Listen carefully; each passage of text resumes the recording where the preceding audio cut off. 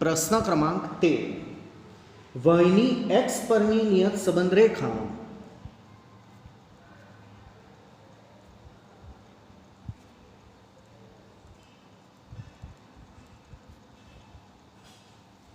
y cap बराबर 30 ओछा 1.5 x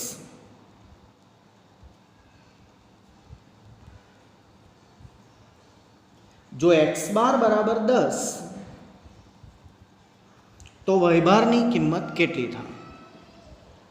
बन्ने बाजू 12 लेता आम थी जाए y बार बराबर 30 ओछा 1.5 एक्स बार।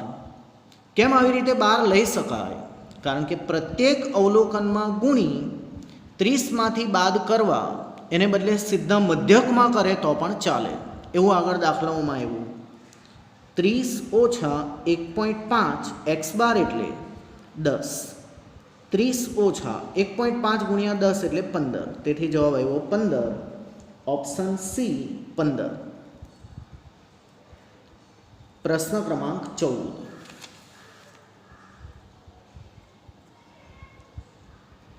u बराबर x ओछा 15 भाग्या 10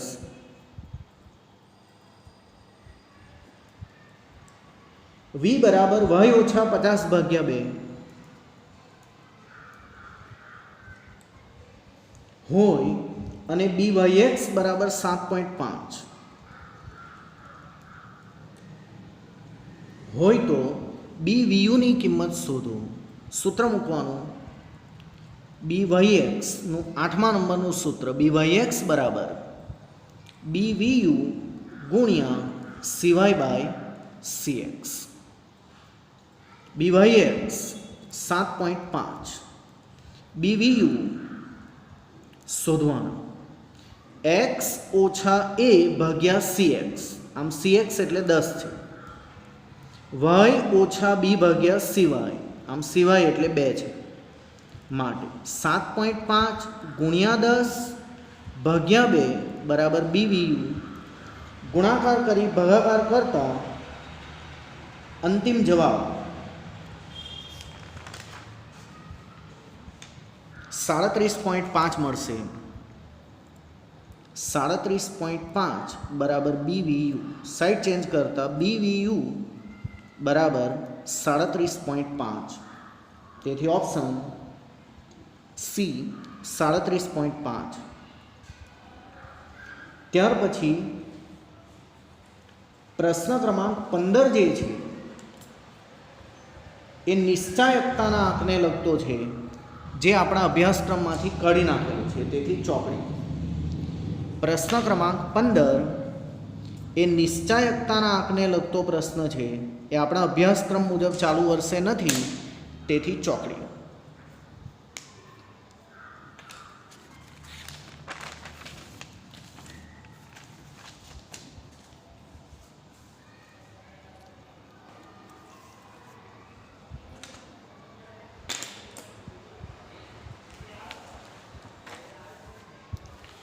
टेक्स्ट 151 विभाग बी। टेक्स्ट 151 विभाग बी टूंका प्रश्नों में ध्यान आपो। सुरेख नियत संबंधनी व्याख्या आपो। सुरेख नियत संबंध एटले शुं?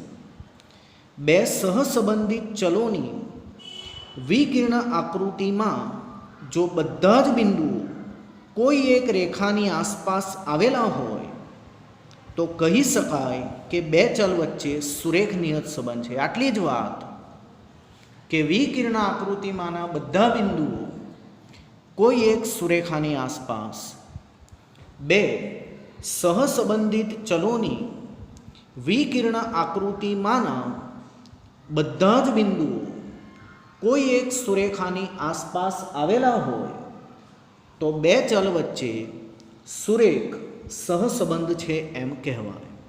हजू एक बार, बे सहसंबंधित चलोनी विकिरण आकृति माना बधा ज बिंदुओं कोई एक सुरेखानी आसपास आवेला होय तो बे चल वच्चे સુરેખ સહસંબંધ છે એમ કહેવાય. આની એક બીજી પણ વ્યાખ્યા છે. બે સહસંબંધિત ચલો વચ્ચેનો વિધેયાત્મક સંબંધ એટલે કે નિયત સંબંધ કે જેના દ્વારા બે સંબંધિત ચલ વચ્ચેનો વિધેયાત્મક સંબંધ કે જેના દ્વારા નિરપેક્ષ ચલ x એટલે કે સ્વતંત્ર ચલ x ની જ્ઞાત કિંમત માટે તેને અનુરૂપ સાપેક્ષ ચલ y ની કિંમતનું અનુમાન કરી શકાય તેને સુરેખ નિયત સંબંધ કહે છે.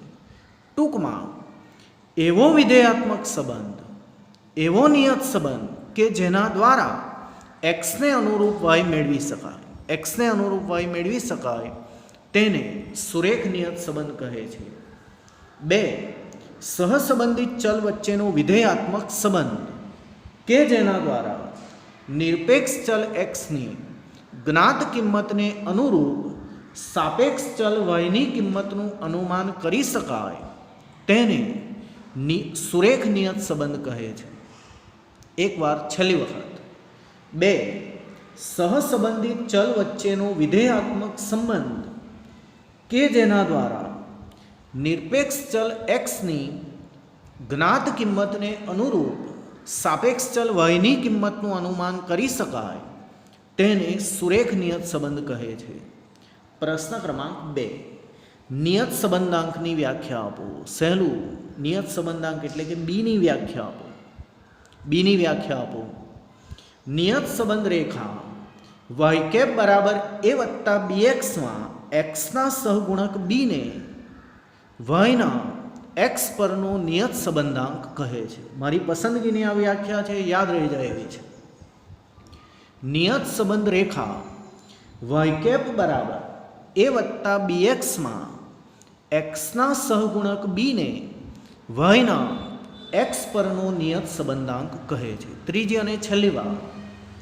નિયત સંબંધ રેખા y કેપ બરાબર a વત્તા bxમાં xના સહગુણક બીને yના x પરનો નિયત સંબંધાંક કહે છે.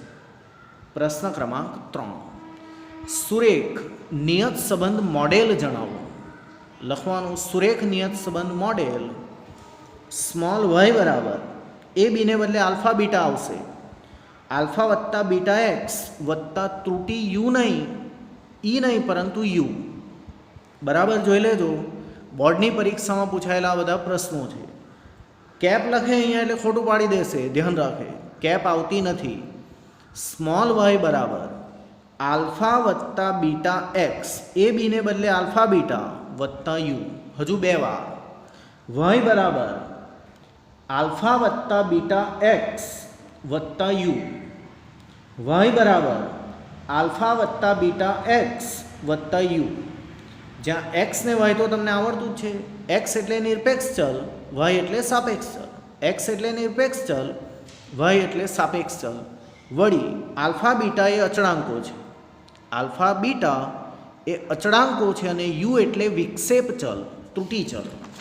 યુ એટલે વિક્ષેપ ચલ અથવા તો ત્રુટી ચલ.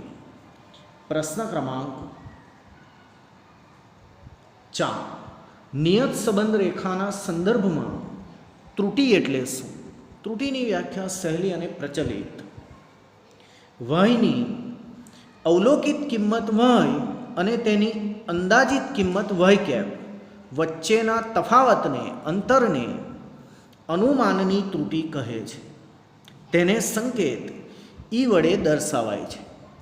yની ઓરિજિનલ કિંમત y અને તેની અંદાજિત કિંમત y કેપ વચ્ચેના તફાવતને, અંતરને અનુમાનની ત્રુટી કહે છે. ત્રુટી એટલે કે ખામી, એરર સ્મોલ ઈ વડે દર્શાવવામાં આવે છે. ત્રીજી અને અંતિમ વાર. yની અવલોકિત કિંમત y અને તેની અનુમાનિત કિંમત y કેપ વચ્ચેના તફાવતને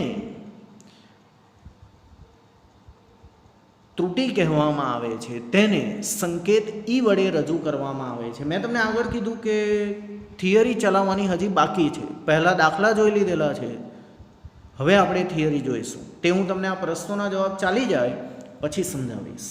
આગળ નંબર 5 નિયત સંબંધની શ્રેષ્ઠ અન્વયોજિત રેખા મેળવવા માટેની રીતનું નામ જણાવો. બે તો રીત છે, વિકર્ણ આકૃતિની રીત અને ન્યૂનતમ વર્ગોની રીત. એમાંથી ન્યૂનતમ વર્ગોની રીત શ્રેષ્ઠ છે. તો નિયત સંબંધની શ્રેષ્ઠ અન્વયોજિત રેખા મેળવવાનું નામ ન્યૂનતમ વર્ગોની રીત છે. નિયત સંબંધની શ્રેષ્ઠ રેખા મેળવવાની રીતનું નામ ન્યૂનતમ વર્ગોની રીત છે. પ્રશ્ન ક્રમાંક 6 અને 7 એકી સાથે. નિયત સંબંધાંક શેના પરિવર્તનથી સ્વતંત્ર છે? નિયત સંબંધાંક શેના પરિવર્તનથી સ્વતંત્ર નથી? જ્યારે આગળનું ચેપ્ટર ભણેલા ને સહસંબંધાંક, ત્યારે આવું આવેલું કે સહસંબંધાંકનું માપ ઉગમ બિંદુ અને માપના પરિવર્તનથી મુક્ત છે. સહસંબંધાંકનું માપ ઉગમ બિંદુ અને માપના પરિવર્તનથી મુક્ત છે, સ્વતંત્ર છે, નિરપેક્ષ છે. અર્થાત એને વત્તા ઓછા ઉગમ બિંદુ કે ગુણ્યા ભાગ્યા માપની કોઈ અસર થતી નથી.